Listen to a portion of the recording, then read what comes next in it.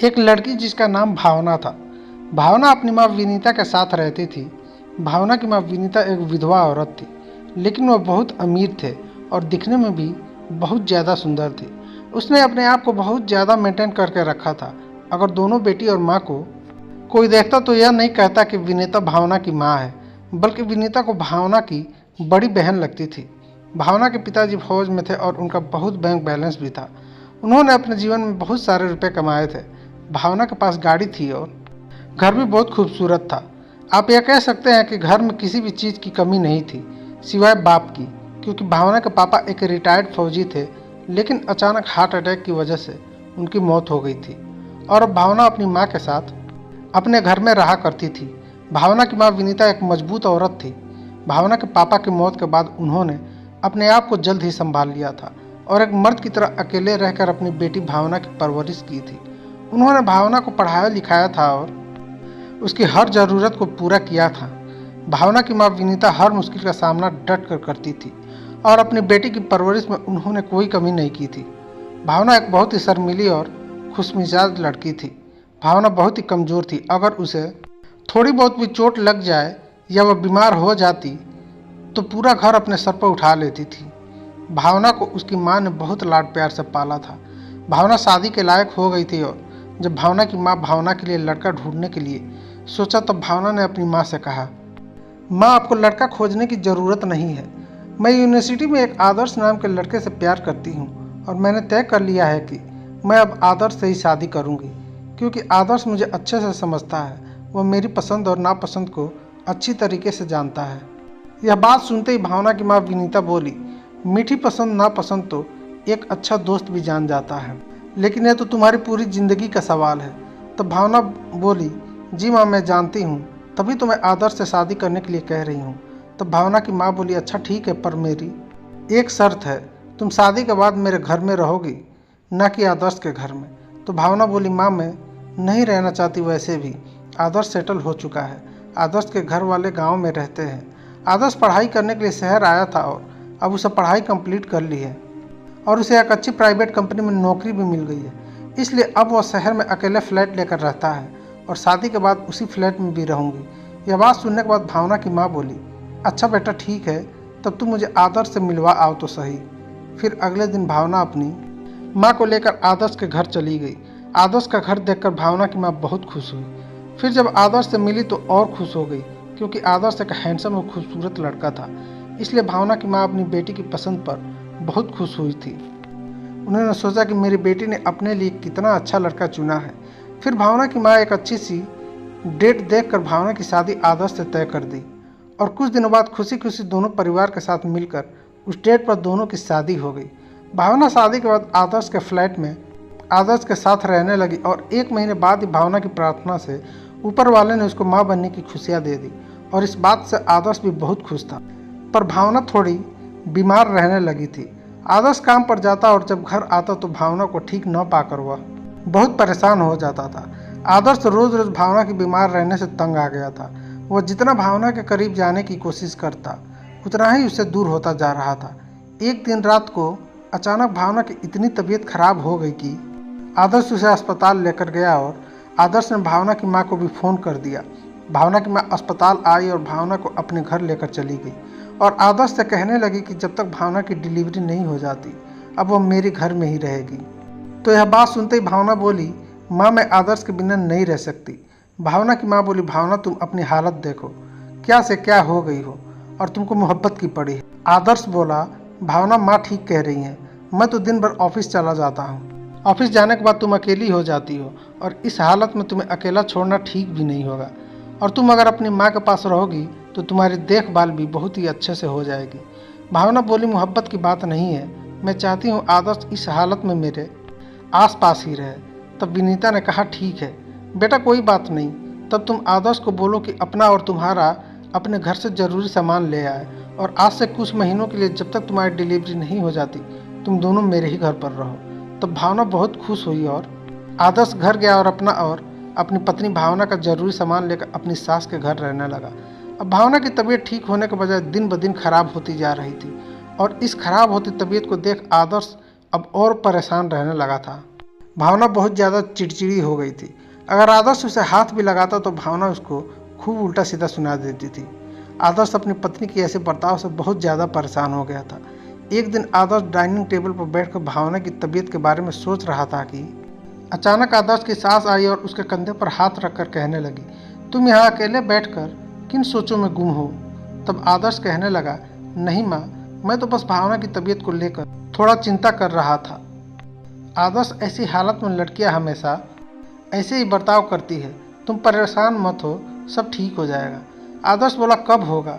जब से भावना प्रेग्नेंट हुई है वह मुझसे ठीक तरीके से बात तक नहीं करती, और अगर मैं उसको हाथ लगाने की कोशिश करता हूँ तो वह मुझे डांट देती है। माँ जी, मैं उसका पति हूँ, कोई गैर मर्द तो नहीं। तो विनीता बोली, मैं समझ सकती हूँ आदर्श तुम्हारी परेशानी को, कि तुम किस तरह भावना से दूर रह रहे हो, और आगे से अब तुम्हें मुझे माँ नहीं बल्कि मेरा नाम लेकर विनीता कहना है। यह बात सुनते ही आदर्श हंसने लगा और कहने लगा कि क्या आपको पता है, जब मैंने आपको पहली बार भावना के साथ देखा था तो मैंने आपको भावना की माँ नहीं बल्कि बड़ी बहन समझा था, लेकिन जब बाद में मुझे पता चला कि आप भावना की माँ हैं तो मैं बहुत हैरान हुआ। आप एक मॉडर्न औरत हैं और आपको कोई भी देखेगा तो मानेगा नहीं कि आपकी एक जवान बेटी भी है जो खुद माँ बनने वाली है। आप तो बहुत ही खूबसूरत लड़की हैं और आज भी आपके लिए लड़कों की लाइन लग जाएगी। इस तरह आपने अपने आप को फिट कर रखा है और आप जिस तरह ड्रेसिंग करती हैं कोई आपको देखकर मानेगा ही नहीं कि भावना आपकी बेटी है। और मैं तो यह चाहता हूँ जिस तरह आप फिट हैं उस तरह भावना भी फिट रहे और आपकी तरह ड्रेसिंग करे। तो भावना की माँ बोली, अच्छा तो तुम्हें मेरे फिटनेस और ड्रेसिंग पसंद है? तो आदर्श बोला, जी हाँ, आज के दौर में हर कोई आप जैसी लड़की पाना चाहता है। तो भावना की माँ ने एक बार फिर अपने दोनों हाथों को आदर्श के कंधों पर रख कर कहा, क्या तुम मेरी जैसी औरत से शादी करना चाहते हो? तब आदर्श यह सब सुनकर एकदम शौक में रह गया। उसको समझ ही नहीं आ रहा था कि यह सब क्या हो रहा है। तो भावना की माँ बोली, आदर्श, मुझे भी तुम्हारे जैसे लड़की की तलाश थी, और अगर मेरी बेटी ने तुम्हें पसंद ना किया होता तो मैं तुमसे शादी कर लेती। आदर्श यह बात सुनते ही बोला, माँ आप ये क्या कह रही हैं? तब विनीता ने आदर्श के मुंह पर अपना हाथ रखा और बोली, पहले तो तुम मुझे माँ कहना छोड़ो, और दूसरी बात, इस वक्त तुम भी तन्हा हो और मैं भी। इस वक्त हम दोनों को एक दूसरे की ज़रूरत है आदर्श। यह बात सुनते ही आदर्श कुछ ना बोला, और मर्द तो वैसे भी मर्द होता है, बस थोड़ी सी ढील मिलते ही वह अपनी हदें पार करने लगता है। और वैसे भी आदर्श अपनी सास को कोई जोर जबरदस्ती नहीं कर रहा था, वह तो खुद ही आदर्श के साथ रहना चाहती थी। और अब भी नहीं था, कभी आदर्श के साथ बाजार जाते, कभी आदर्श के साथ घर के गार्डन में घूमती, या देर रात घर के टेरेस पर खड़े को दोनों घंटों बात करते हैं। और जब रात को भावना सो जाती है तो वह दोनों छुप छुप कर गार्डन में मिलने भी लगे थे। एक दिन की बात है, रात में जब अचानक भावना की आंख खुली तो उसने देखा मेरा पति तो कमरे में नहीं है। तब वो आदर्श को आवाज़ लगाने लगी और कमरे से बाहर आ गई। और जब भावना की माँ अपनी बेटी को गार्डन की तरफ आते देखा तो वह छुप गई। बस आदर्श वहाँ खड़ा था। और जब भावना ने अपने पति से पूछा, आदर्श आप आधी रात को यहाँ क्या कर रहे हैं, सब कुछ ठीक तो है ना? तब आदर्श बोला, वैसे ही बस मुझे नींद नहीं आ रही थी तो मैंने सोचा गार्डन में ही चक्कर लगा लूं। भावना बोली, ठीक है अब कमरे में चलो। और भावना आदर्श को कमरे में लेकर चली गई। अपनी बेटी को ऐसा करते देख विनीता को बहुत गुस्सा आया और ऐसा कई दिनों तक चलता रहा। और कुछ महीनों बाद ही आदर्श की पत्नी भावना ने एक प्यारी सी बेटी को जन्म भी दे दिया था। पर बेटी होने से पहले ही भावना से छुपकर आदर्श विनीता से शादी कर चुका था। और अब बेटी होने के बाद तो भावना अपनी लाइफ में इतनी बिजी हो गई थी कि उसे अपने पति के घर आने और जाने की कोई खबर ही नहीं होती थी। एक दिन की बात है, विनीता ने आदर्श से कहा, आदर्श मेरे घर आओ, मुझे थोड़ी शॉपिंग करनी है। तो भावना बोली, माँ आज मैं और आदर्श अपनी ननद यानी आदर्श की बहन के घर जा रहे हैं, प्लीज़ आप बुरा मत मानिए, क्या आप शॉपिंग कर के अकेली चली जाएंगी? विनीता को अपनी बेटी के मुंह से ऐसी बातें सुनते हुए बहुत गुस्सा आया और विनीता शॉपिंग करने अकेली ही चली गई। और फिर जब आदर्श और भावना आदर्श की बहन के घर गए तो वहाँ पर आदर्श की सास उसे बार बार फ़ोन करने लगी। और जब फ़ोन आदर्श ने उठाया तो विनीता ने कहा, तुम भावना को अपनी बहन के घर छोड़कर मेरे पास आ जाओ। आदर्श ने ऐसा ही किया और आदर्श ने भावना से कहा, भावना ऑफिस से अर्जेंट कॉल आया है, मेरा जाना बहुत ज़रूरी है, तुम यहीं रुको और जब मैं रात को ऑफिस से घर वापस लौटूंगा तो मैं यहाँ से तुम्हें साथ लेकर जाऊँगा। भावना बोली, जी ठीक है। इसके बाद आदर्श अपनी सास के पास आ गया। आदर्श और विनीता अपने कमरे में बातें कर ही रहे थे कि तभी अचानक आदर्श को भावना का फ़ोन आ गया और भावना बोली, आदर्श आप जब भी मुझे लेने आओगे तो मेरे लिए गुलाब जामुन लेते आना। आदर्श बोला ठीक है, मैं जब घर जाऊंगा तो तुम्हारे लिए यह सामान लेकर आऊँगा। आदर्श गलती से फ़ोन को काटना भूल गया था और फ़ोन को बगल में रखकर वह विनीता से बात करने में इतना गुम हो गया था कि उसे यह भी नहीं मालूम था कि अभी तक भावना की कॉल लगी हुई है, जिसकी वजह से भावना ने अपनी माँ और आदर्श की सारी सच्चाई जान ली और उनके बीच जो जो बातें हुई वो सारी बातें उसने फ़ोन में रिकॉर्ड कर ली।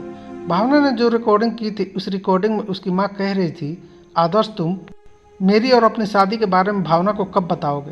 तो आदर्श बोला जल्दी बता दूंगा, हम अभी ऐसे ही ठीक है, और वैसे भी आप अगर भावना को अपने घर में रोक लेंगे तो मैं आपके पास ही रहूँगा, भावना भी खुश हो जाएगी और हम दोनों भी खुश रहेंगे। आदर्श यह बात करके हंसने लगा। भावना ने जब यह बात सुनी तो उसे बहुत गुस्सा आया और वह उसी वक्त घर चली आई और घर आकर आदर्श से पूछने लगी कि तुम्हारा और माँ का ये चक्कर कब से चल रहा है। यह बात सुनते ही आदर्श की आवाज़ सकपका गई और वह भावना से झूठा वादा करते हुए कहने लगा कि भावना तुम ये कैसी बातें कर रही हो, मैं तो सिर्फ तुमसे ही प्यार करता हूँ। तो भावना बोली अच्छा तुम कितने अच्छा नाटक कर लेते हो। उसके बाद भावना ने फ़ोन में उसकी सारी रिकॉर्डिंग सुनाई जो उसने कॉल पर रिकॉर्ड की थी। वो रिकॉर्डिंग सुनते ही आदर्श गुस्से में आ गया और अपनी बेटी के गले पर उसने चाकू रख दिया और भावना से कहने लगा जल्दी से इस रिकॉर्डिंग को डिलीट करो, नहीं तो मैं इसकी गर्दन काट दूंगा। इतने में ही पुलिस भी आ गई। बात यह थी कि जब भावना आदर्श की बहन के घर से अपने घर आई थी तो उसने पुलिस को फ़ोन करके सारी बातें बता दी थी, इसलिए वह अपने घर पुलिस को साथ लेकर आई थी। फिर पुलिस ने आदर्श के हाथ से बच्ची को छुड़ाया और आदर्श को गिरफ्तार कर लिया। उसके बाद लेडीज़ पुलिस ने भी भावना की माँ विनीता को भी गिरफ्तार कर लिया और दोनों को जेल में डाल दिया। उसके बाद भावना बहुत रोई, यह मेरे साथ क्या हुआ, मेरे ही पति के साथ मिलकर मेरी माँ ने खुद अपनी बेटी का हंसता खेलता घर बर्बाद कर दिया।